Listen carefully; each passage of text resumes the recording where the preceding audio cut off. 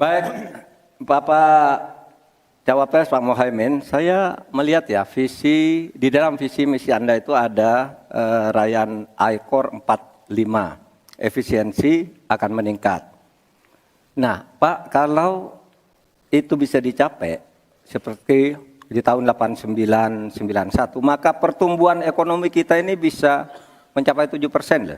Kalau 4 saja, Anda punya visi targetnya itu I-Core-nya 4 sampai 5. Padahal pertumbuhan dengan 4 saja itu bisa 7% pertumbuhan ekonomi nasional.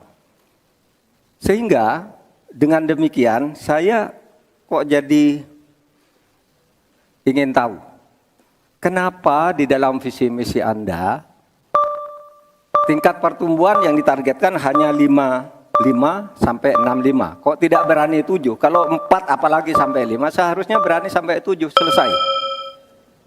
Silakan, waktu Anda 2 menit. Terima kasih. Kalau membuat target pertumbuhan bisa saja 7-8% bisa saja.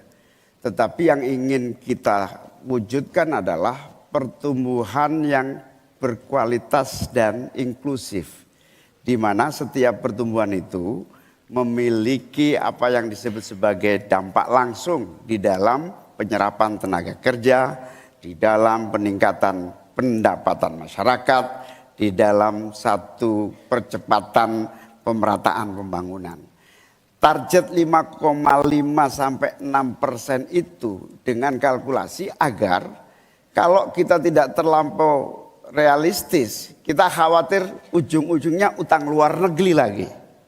Utang luar negeri yang terlampau banyak ini mengakibatkan beban bukan hanya pemerintahan hari ini, tetapi juga anak turun kita akan mengalami banyak beban utang yang panjang. Salah satunya adalah bagaimana agar APBN kita sehat.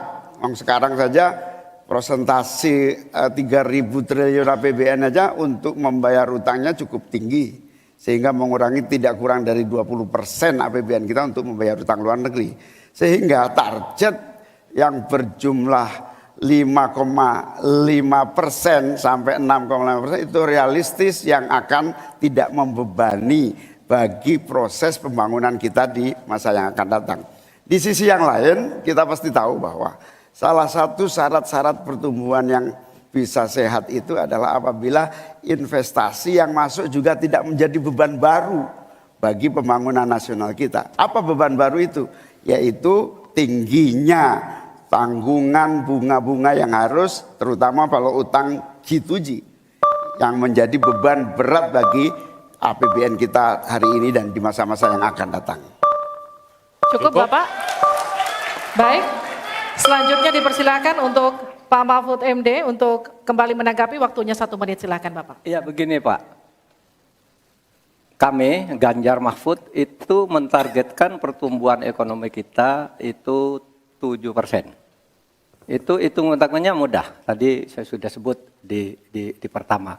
Betapa saya menyelamatkan korupsi yang diurus kantor langsung saya aja 677 triliun. Itu kalau dibagi ke UMKM, itu luar biasa. Kemudian yang ditemukan oleh ICW sejak tahun 2014 yang sudah inkrah korupsi itu berapa? 233,7 triliun. Nah ini kalau kita pangkas melalui penegakan hukum yang benar, ini bisa mencapai 7. Tapi Anda menyimpang dari rumus yang selama ini terjadi. Kalau Anda berani dengan I-Core 4 saja, Anda pasti bisa 7%. Pasti bisa 7%, apalagi 4 sampai 5. Lah ini Anda menargetkan segini, tapi pertumbuhan ekonominya cuma 5,6. Secara matematis agak kurang cepat. Selesai. Silakan ditanggapi. Harap tenang. Ditanggapi Ya, Pak Muhaimin. tentu saya sangat setuju.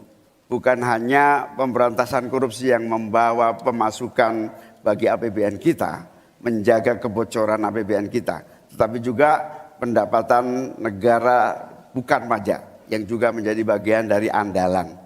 Akan tetapi kita juga harus realistis bahwa 7% itu bisa jadi cuma omong kosong, di mana kenyataannya setelah APBN kita jalan sampai hari ini aja 5% yang diterapkan oleh pemerintah hari ini juga masih mengalami banyak kontraksi.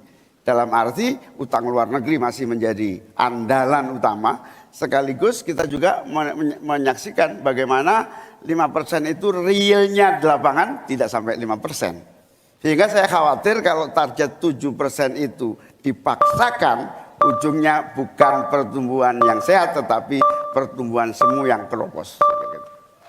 Baik. Tenang, kita lanjutkan.